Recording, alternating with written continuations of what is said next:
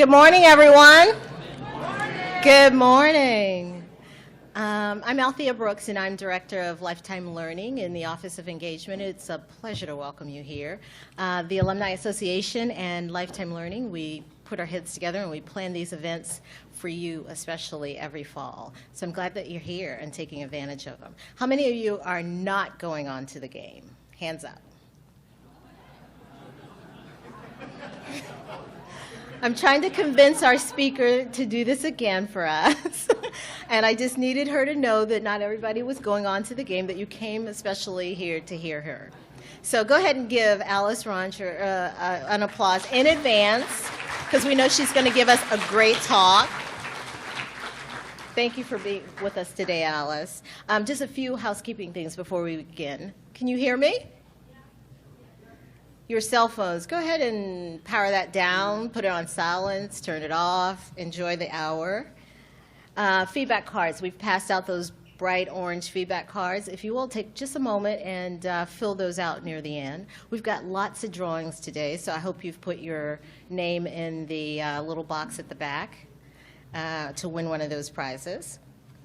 Also, we're recording today's lecture, so feel free to share that with friends and listen to it again. What am I missing? Anything at all? So Cindy Frederick, the Associate Vice President for Alumni and Parent Engagement and Annual Giving, she'll be up in just a second to introduce our speaker. Cindy's my boss, so you guys make her feel really welcome, please. But I'm glad you're here. Welcome.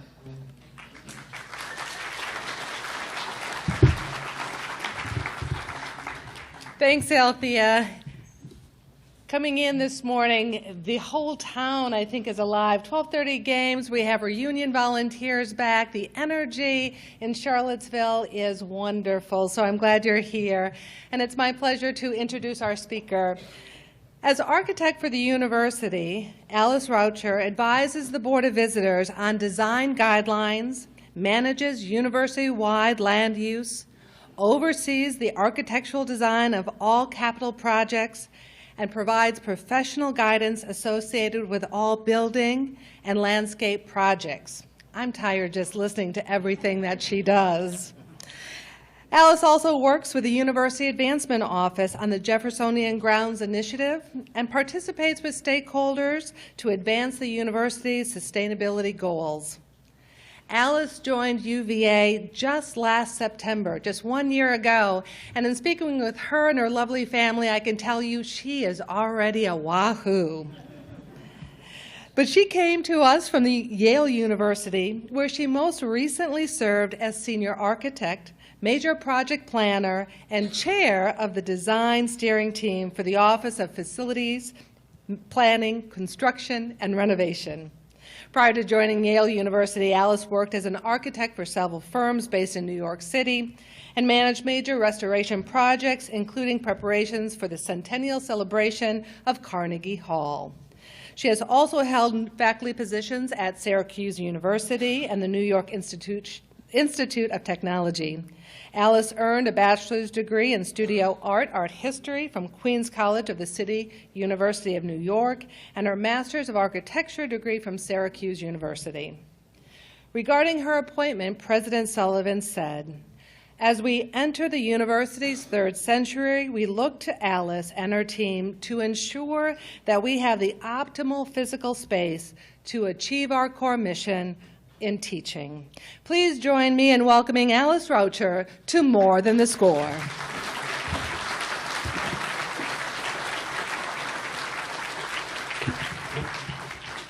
Good morning, and thank you, Cindy, for that wonderful introduction. I've never spoken before such a large audience, so please excuse my nervousness a little bit, but I've been assured that you are a friendly crowd, and I've been looking forward to being here today. I love speaking to alumni, especially on a Saturday morning when the game is not until the afternoon, because it means you really love this place, and hopefully its architecture, as much as I do. As Cindy mentioned, I'm now officially in this role a year, but it's safe to say that you know this place and its culture much better than I do. And of course, I spent the last year largely like this, just getting to know the place, the history and the culture, and the people that make UVA the incredible place that it is. I can tell you, though, why I was so excited to come here. There is no other university whose physical presence is the embodiment of its academic ideals. For an architect who believes that architecture with a capital A is able to represent something more than just the tangible evidence of building, the academical village represents the uber big idea. Not only did Thomas Jefferson propose a public institution of higher education, a big idea in and of itself, but he proposed how that idea would look and function, from the housing of professors and students, planning for their formal interaction in the classrooms and their casual interaction on the lawn, to the didactic role of the actual architectural language. This morning I'll be showing you some exciting planning projects that we are currently working on. But first I'd like to put that planning in the proper context and show you how we got here. As we plan for the future, it's imperative to understand where we've come from, what has worked, and what we can do better. I realize this can be said of many things, but with architecture, we live with our mistakes for a long time. I think the annex falls into this category of seemed like a good idea at the time. It's hard for me to look at this image without thinking Pinocchio or Super Size Me. Anyway, I know you know the grounds intimately, and I'm sorry, but after a year I have finally exorcised the C word from my vocabulary. See that? But you may not be aware of some of the facts that I'll be mentioning, and I thought we could warm up with a little game of Trivial Pursuit. And to entice you, there are prizes for the correct answers. So ably assisted by my daughter, Natalie Mora, I would ask you, if you're the correct answer, please just raise your hand. So the cornerstone of the university was first laid in? No? Okay, sorry, I heard it back there? Yes, that gentleman? 1817, correct. Thank you very much.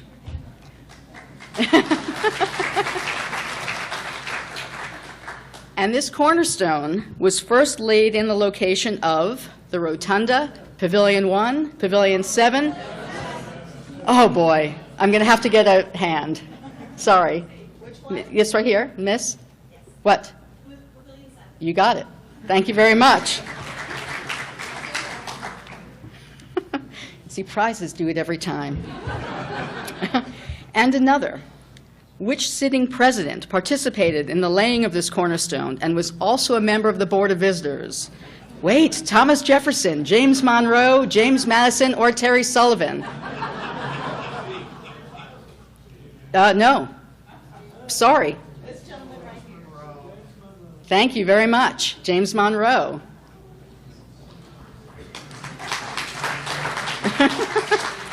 And it's also interesting to know that it was also Monroe who once owned the farm that was eventually purchased by Jefferson for the building of the Academical Village. So now we know that the Academical Village began with the laying of the cornerstone in 1817, and its construction proceeded until 1828, when the Rotunda was complete. The Rotunda has its own incredibly interesting story, including the fire of 1895, the rebuilding in 1898, and the recurring, slightly perverse anniversary celebrations of the fire. You may know some of the people in this photograph, I'm sure. But fascinating as this is, it is not the subject of today's talk. It's impossible not to touch on the Rotunda, however, given its status as the heart of the university, but also that it just reopened, as you know, after years of renovation. There are many fascinating stories of the renovation, from the roof restoration, the archaeology of the courtyard, the discovery of the chemical hearths, to the restoration of the clock, the carving of the marble capitals by a guild in Carrara, Italy, who, by the way, are sanctioned by the Pope to carve replicas of Pietà, not bad company, or the finished plastering of the dome that you see on the right, which is the only time in my experience as an architect where hard hats have been prohibited from a construction site for the potential harm they could do to the building.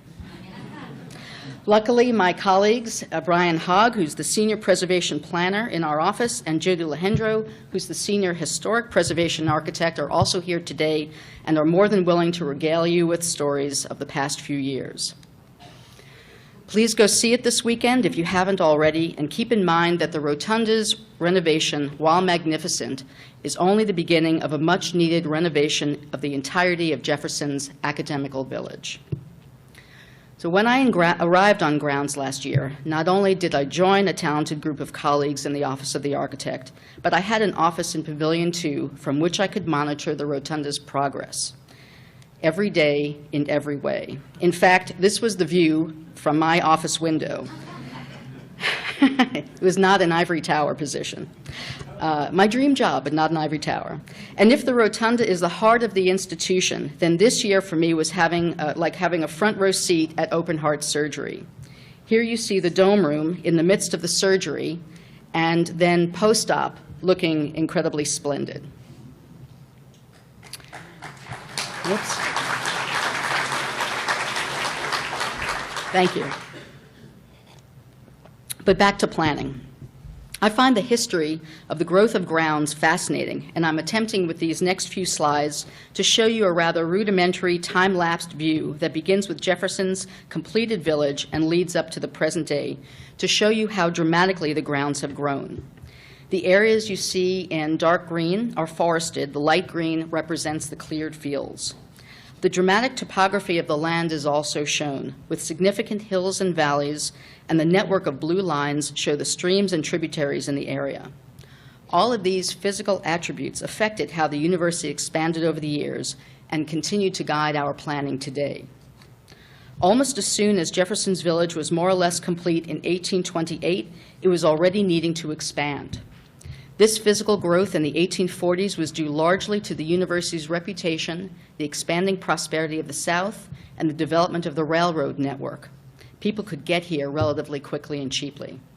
Note the railroad lines shown on this image and their relationship to the lawn, understanding that these lines are also used for freight and coal. The topography of the area challenged the expansion of Jefferson's original plan, explaining why the ranges could not be repeated. And as a result, students were encouraged to live off grounds, in boarding houses in the community. The period between the world wars saw significant growth in enrollment and buildings, including those for academic, residential, and recreational facilities. You can see how the new buildings closing off the lawn to the south, over here, and Mem Gym, for instance. And apparent also is the growth of the hospital, just east of the lawn, and significantly near the rail lines. Post-war expansion of grounds in the 1950s was largely due to returning GIs. You can look at all the barracks. Oops, no, I've done it, sorry. Time-lapse even faster. So here are the barracks that are currently located on what is now the athletics fields. And popularity of the automobile, a strong economy and increased enrollment through the 1980s, you see here, brought an expansion of grounds beyond what was previously walkable. And here is a plan of grounds today, a significant change from where we began, now spreading over approximately 1,600 acres, but still with an identifiable center, 200 years in a blink of an eye. It's interesting to also note that these periods of buildings, while responding to the changing nature of the university, responded to the larger social and cultural contexts in which the university existed.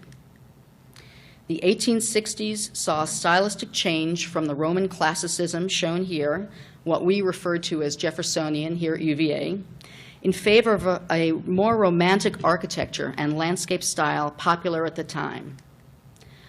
The first director of Buildings and Grounds, my great-great-whatever, was a devotee of this romantic style and set out to remake the university, preparing a master plan to guide the development, also designing the infirmary, now known as Varsity Hall, the first building not to conform to Jefferson's grid.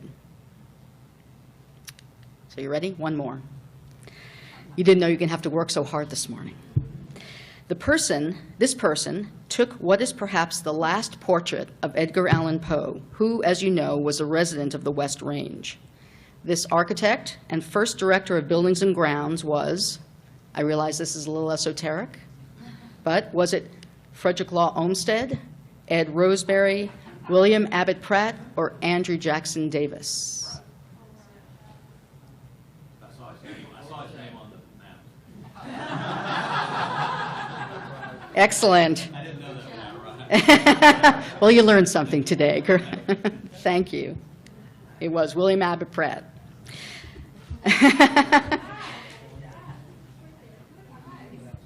So as I mentioned, this master plan that Pratt designed in 1858 was important in that it introduced building growth off of Jefferson's grid, proposed meandering pathways surrounding grounds, and architectural styles away from classicism. For example, Brooks Hall, the university's Museum of Natural History, built after the war in 1877, was unique at the time in its use of diverse materials, ornament, and a mansard roof. It may be interesting to note that UVA has always had contemporary architecture on grounds. This period of the 1890s and the rebuilding of the rotunda after the fire of 1895 brought the contemporary Beaux-Arts style to grounds, with classical architecture and an emphasis on coherent planning for buildings, open space, and landscape to create a coherent, harmonious environment in which all components are interrelated.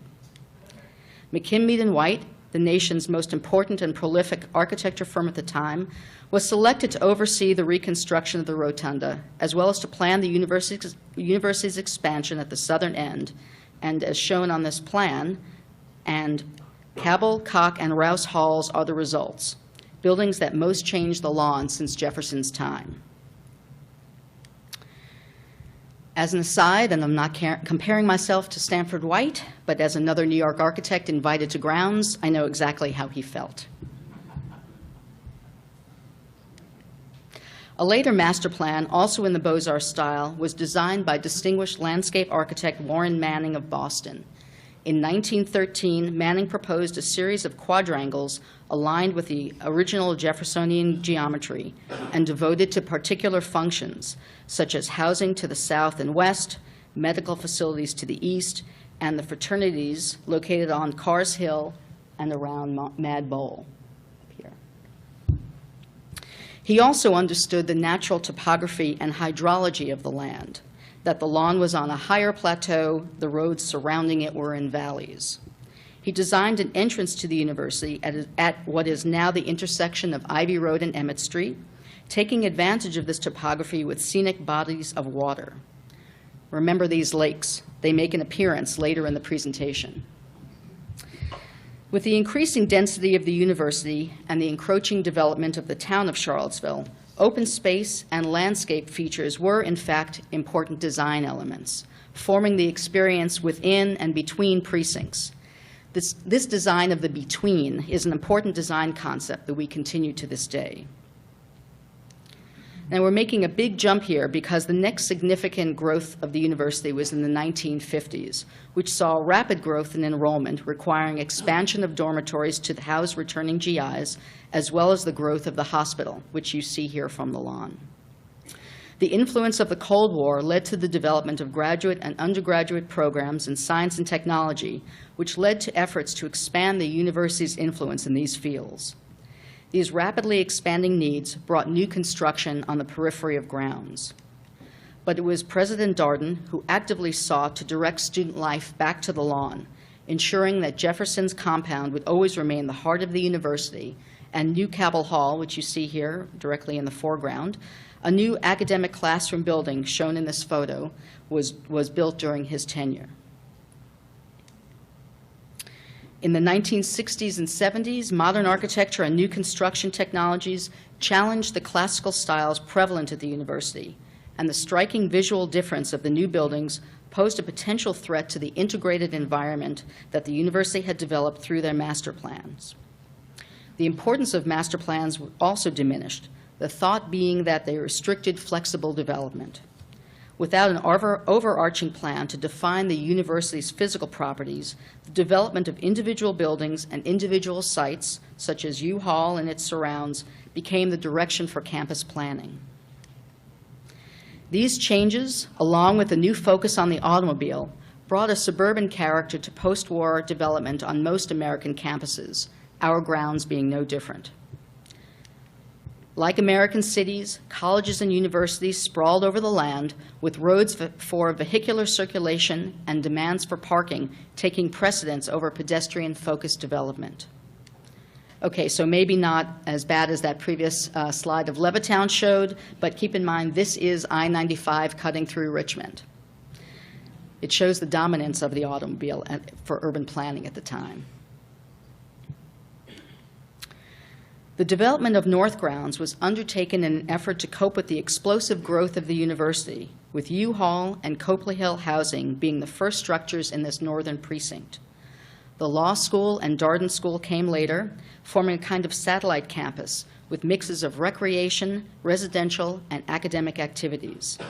These remote developments, rather than building directly around central grounds, led ultimately to issues of identity and connectivity and challenged the distribution of resources between primary and satellite facilities.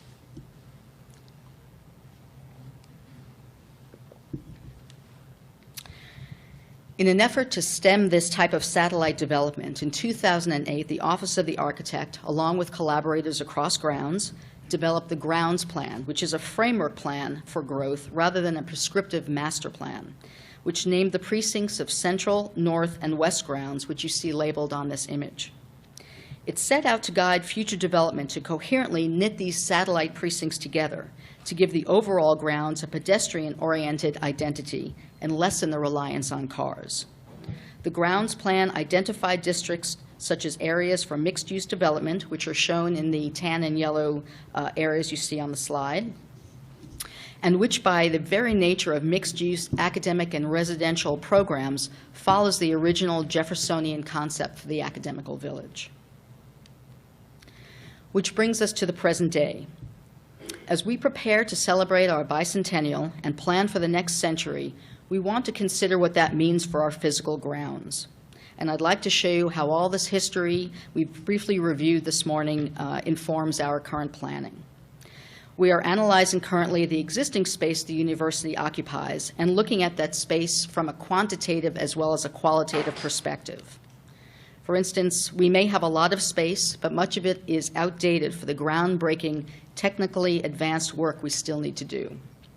While we are looking to renovate and repurpose space we already have, understanding that that is the most sustainable approach, we are also planning for the growth that will, over the coming decades, knit the grounds together to encourage pedestrian and bicycle circulation, reinforce our university and public transportation systems, and lessen the reliance on cars.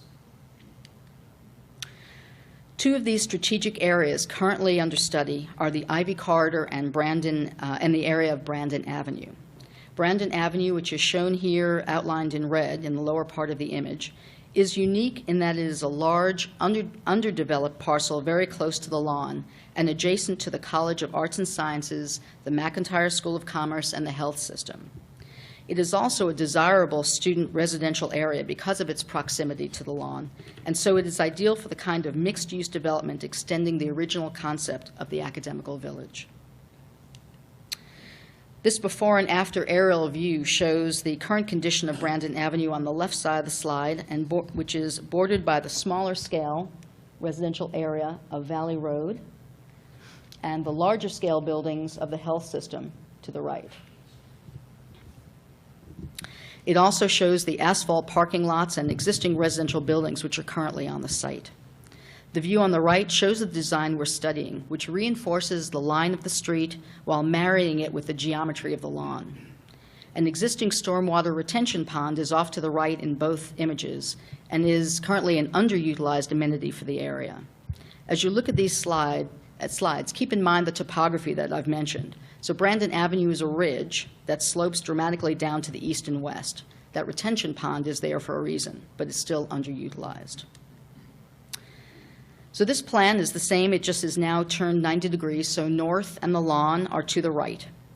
the design of what we're calling the Green Street proposes a sustainable approach to dealing with stormwater and recreation simultaneously.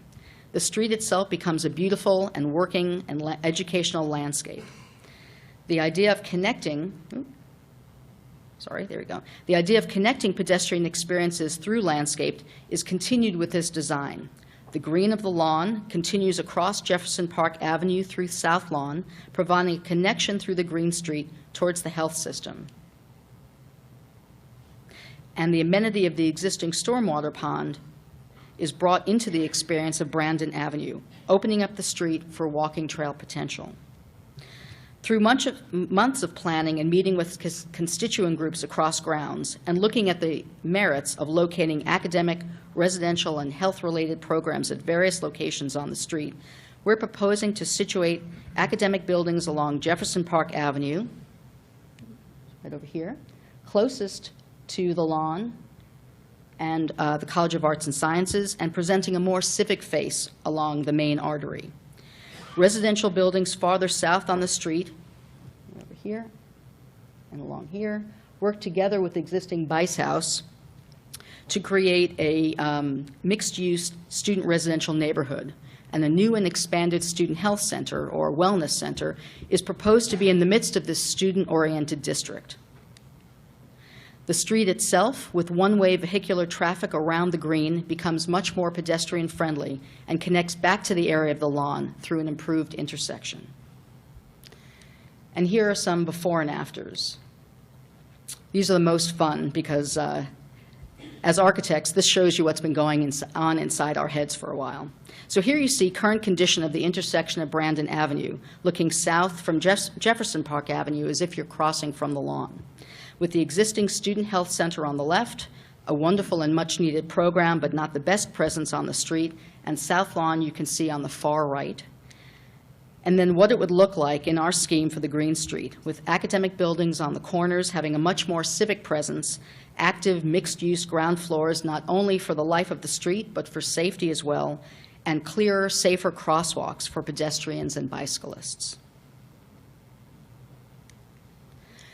Similarly, here's an existing view farther south down the street of the parking lot to the west and some residential buildings to the east, and then what the street could look like as an active, multi-use, student-oriented environment with activity at the ground floor, the working landscape becoming the amenity connecting this street to grounds. The other area we're studying is a parcel of land known as the Ivy Corridor at the intersection of Ivy Road and Emmett Street, which also occupies a strategic location on grounds, but this time because of its ability to provide connectivity between Central and North grounds. Many of you may be familiar with the Cavalier Inn.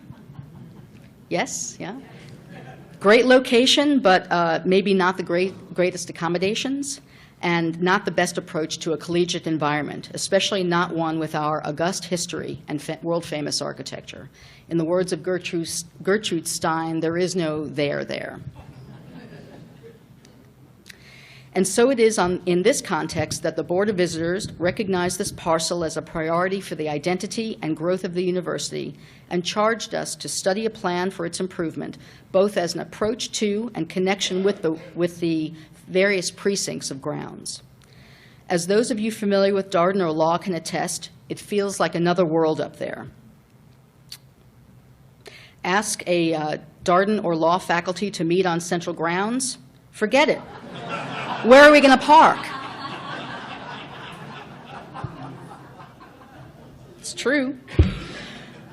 Ask an undergraduate to walk up to the North Grounds Recreation Center? You got to be kidding me. It's too far. There have also been Darden or law school students purported to have graduated from UVA, never having been to the lawn or to have seen the rotunda. How can that be? And so for the past year, we've been looking at ways to design the between. Remember that? A way to create not only connectivity between the precincts, but to make this place a there in its own right and become a better approach to the university. As I mentioned earlier, the topography and hydrology of the area always play an important role in our planning. We're getting smarter about stormwater planning, for example, and not feeling the need to unsustainably pipe it everywhere. The design of the beautiful dell just south of us, just down the road, is an example of that. As we thought about the approaches to central grounds in the design of Ivy Corridor, it was interesting to overlay the Warren Manning Master Plan of 1913 on this contemporary plan, once again using the natural topography to create a scenic entrance with a water feature. But if not lakes at the intersection, we are still proposing having the landscape provide the connective element between central and north grounds in a very UVA-like way. The possibility of taking down the Cavalier Inn and opening up the corner will allow a green landscaped area to be shared by both the university and Charlottesville communities. The central green, with its expanded daylighted stream, becomes a more substantial amenity with a more substantial identity, providing a way for pedestrian movement through the site up to north grounds. In this scheme, both Emmett Street and Ivy Road are improved roadways for pedestrians and bicyclists, as well as automobiles, and future buildings can screen the existing parking garage. I understand it's a functional, if not an aesthetic amenity, and provide a multitude of uses, including hospitality, academic, retail, and residential.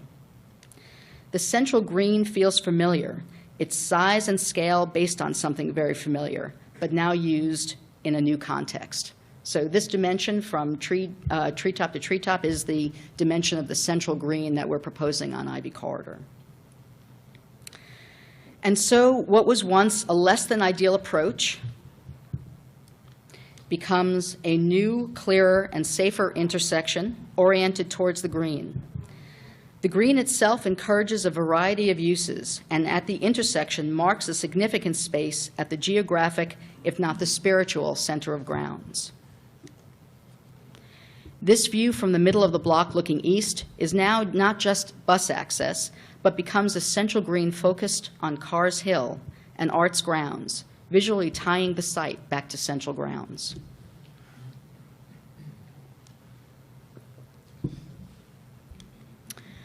The approach from North Emmett, shown in this view, is no longer focused on power lines, traffic, and the Cavalier Inn, but is now a much better place to walk, is more bicycle-friendly, and focused on the open space, acknowledging something special at the intersection. And finally, the view from the upper stories on the site is no longer a parking garage and the Cavalier Inn, but becomes a focused view back to the rotunda from our new student and community-oriented usable space. What a way to acknowledge our past as we plan for our future. So I'd like to close by acknowledging the good work of all my colleagues in the Office of the Architect, the UVA Foundation and Facilities Management, and most importantly, our lead consultants, on each of these projects, the firms of Perkins & Will and Dumont Jenks. I have the extreme good fortune of being surrounded by a great team. So thank you very much.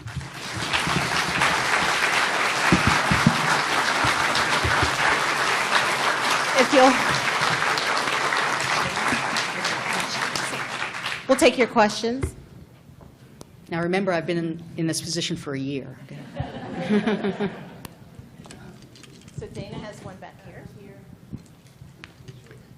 Good morning. Good morning. Thank you for your presentation. First off, I'd like to kudos for the work you've done so far in the very short time you've been here. Well done. Thank you. I have a great colleagues. And second, I'd like to say this was an excellent presentation, and you need make no more apologies about your qualities as a public speaker. Well done. Thank you. I'm staying this weekend at the Cavalier Inn. And I understand I won't be there next year. But I have no idea where I'm going to stay. And in this plan, I guess one of the questions I have is when I come here for reunions and when I come here for football weekends and basketball weekends and all the other visits, it's always a struggle to find a hotel on the big weekends. I mean, everything's sold out. I think that the Darden Inn is an excellent example of what can be done in that area. And so one question I have is, what might be in the plans to replace the Cavalier Inn with a quality, attractive building in the style that befits the university at some other location? But also, I look at this plan and I say, that looks like a big, open, empty field where there is no there. There are lots of trees. It's going to be a lawn that'll get mowed, but it's just a big, empty pathway between two sites on the university that is still too far for people to walk. You know, there is no, I mean, I don't expect a subway but some sort of public transportation system, Yep. given the size of the growth. And so really two questions. One, for all the people here that come to visit, where will we stay in years to come? And because our numbers are growing as well. Sure. And then are there any plans for that sort of mass transit system within the within the academical village? So all excellent questions. I may use the remaining time just on that one question. So first, let me just say that I can't say that the Cavalier won't be there next year. So we are charged by the Board of Visitors to provide a schedule, to make recommendations in June. So we all know that, the Cavalier Inn has had a wonderful life. We know it's a great location, and part of our study will be looking at what program is best appropriate on that site, including hospitality. And what I think would be most appropriate, and the Board of Visitors have said this as well, that we need to do a hospitality study of all the university's hospitality holdings and the foundation's holdings, Cavalier Inn, the Darden Inn, and the Boar's Head, to understand, what the market is, understanding that we do have focused, a focused market here. There are a lot of keys coming online in Charlottesville over the next coming years, but we understand that we have a very dedicated alumni, and that's an incredible location. So it is in study. I don't know the results of that study yet, but those facts are not lost on us. With regard to the landscape, sorry, Thea, I think if you take that one plan in isolation, I can understand why you see it's an open field, but when you understand it and the larger intersection, when you have buildings, leading up to that intersection, and you understand Nameless Field on one corner and Cars Hill Field on the other, and the International Residential College on the other, it becomes a marker of, if not a gateway, an approach to something significant happening on that corner. The other great thing is that there will be an active street. Right now, you're walking on a 5-foot side, if that 4-foot sidewalk along a very busy street, and forget it on the south side of the street, we're up against the wall of the IRC. The idea of improving the streetscape and making it much more tree-lined, pedestrian-friendly with academic or commercial or residential buildings on that street will make it a real connective element as you walk to Copley, along Copley Road. Your display of the Green Street, but perhaps other areas as well, confused me somewhat as to what the north-south traffic through the university area will become, because this is not only, unfortunately, the center of academic work, it's also a crossing for Charlottesville going north to south, and is highly, highly trafficked. I'm sure you have an answer, but it wasn't clear to me. So you mean Brandon Avenue, Green Street? Is that what you meant? Well, that area, which is heavily trafficked by JPA. Yes. And JPA obviously can't really be removed. You're going to put it in a tunnel. So we're not changing JPA or Emmett Street. We're we're hoping to work with the city, who've been great colleagues, and improve the intersection for safety and synchronize the signalization between the intersection of Ivy Road and Brandon Avenue and all of the, the intersections to make sure that there's vehicular movement as well as safety for pedestrians, be they, just community people or students. Because right now, the intersections, in fact, crossing the Ivy Road and on Emmett Street up at the Ivy Road intersection is pretty confusing. So the Green Street, though, is currently a dead-end street, and what we're doing is making it just one-way traffic around the green, improving the pedestrian safety on just that street. It doesn't affect JPA, and we're not making it. We're proposing to make it. Any questions? Here you go, sir. Yeah, there's been talk about having a pedestrian bridge from the Ivy Garage over the tracks to the sports areas. I think that would be very helpful. Because, I mean, if you walk along Ivy Road, it's pretty dangerous on snowy days. And so. Yes. Well, so that's the streetscape improvement is first and foremost. And then as a program gets developed, we're hoping to, to make those connections over the tracks. Thank you very much for your presentation. And as a resident of the Lewis Mountain Neighborhood Association, as a member of our board, all I can do is say thank you, thank you, thank you, thank you. Anything that gives us green space, that lets us see the sky, that gives pedestrians and bicycles a safe place to be, and not putting up yet another building. Just thank you, thank you, thank you. Let us breathe. Let us have some green space. Thank you. So let me just address that and say, these are proposals, right? These are framework plans, and we are very interested in working with all the neighborhood groups to make sure everyone's concerns are heard. Got one back here.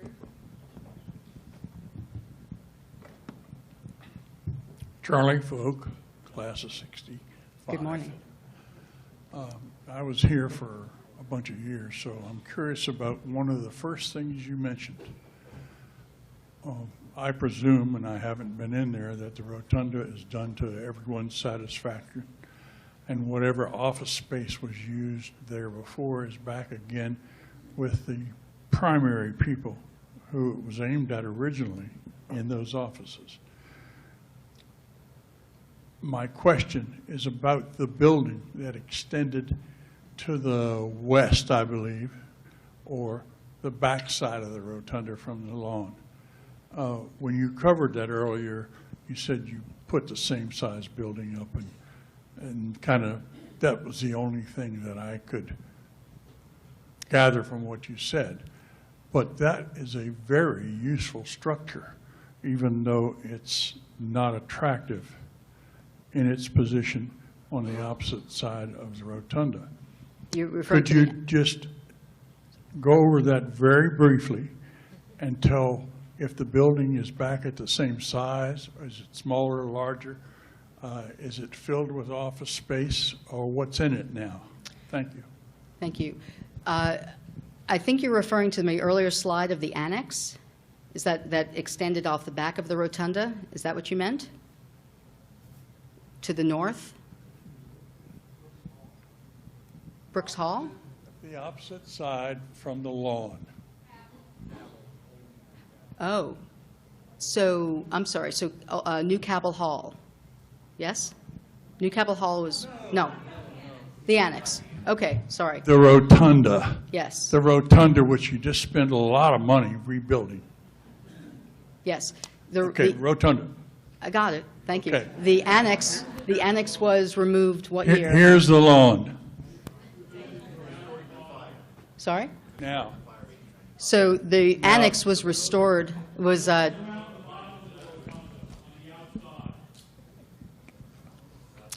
okay.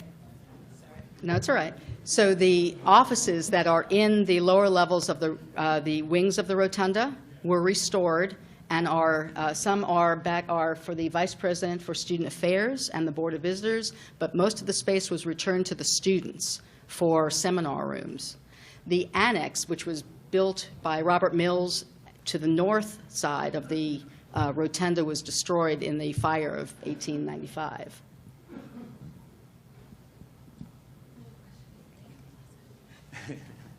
I recall as a graduate student in the mid-1970s that there was a major restoration, renovation of the rotunda done at that time, and I seem to recall that was sort of like the final word in getting it back to what it used to be like. I'm wondering what was done most recently now perhaps to change that or make improvements on that? Or what was perhaps Right. done then that was undone now, or was Right. not done then and was done now? And as I recall, the thing that was driving it was the bicentennial and the visit by Queen Elizabeth. Am I correct in that? Well, I know Bicentennial returned it from the McKim and White renovation to the Jeffersonian interior, but I'm going to let Brian and Jody just deal with those specific questions, if you don't mind. So we left a lot of the interior work from that 1970s renovation intact. There wasn't a lot of reason to change that. A good portion of the work was in replacing the mechanical systems of the building, which were wearing out. So new air conditioning, plumbing, power, data. We did make some interior changes. Another 40 years worth of research into the building has shown us where some things that were done we thought should be done differently. But I think if you go into the building today, it will look very familiar to you from that 1970s renovation. Any other questions related to the rotunda restoration? Any other questions related to the rotunda restoration? Okay. Thank All you right. so Thank you. much. This was fun. Thank you very much. Alice.